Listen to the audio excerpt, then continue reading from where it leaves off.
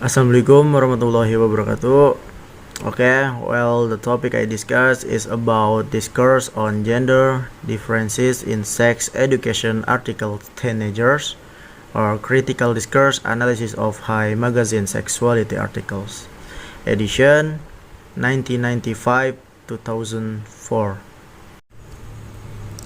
Okay, and the main problem in this article is the birth of the middle class helped encourage teenagers to delay marriage, and middle class parents want their children continue on to higher education, and discusses a gap between desires and sexual realization for adolescents.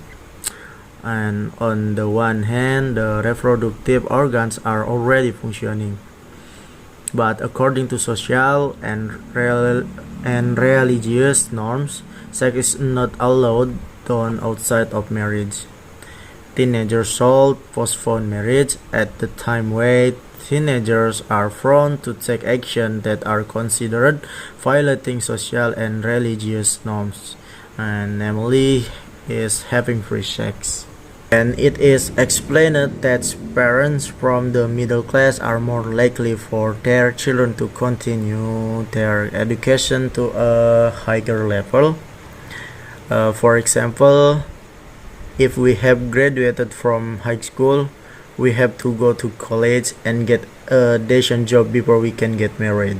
And I think the attitude of parents from the middle class is quite a good, right? Why? Because parents from the middle class don't want their children to be trapped in early marriage, which if their children prepare to get married first instead of working or going to college, and they can be worried that it could trigger a divorce because at this age they are still considered teenagers and definitely think he is still unstable and has not found his identity.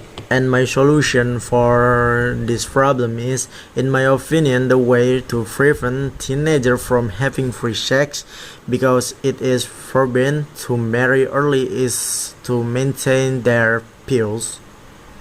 And the second is maintain the way of dress, especially for women.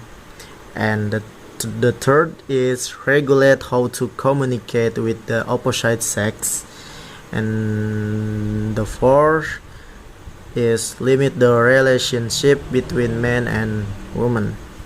And one way that is quite effective is by fasting, because fasting teaches us to restrain our lust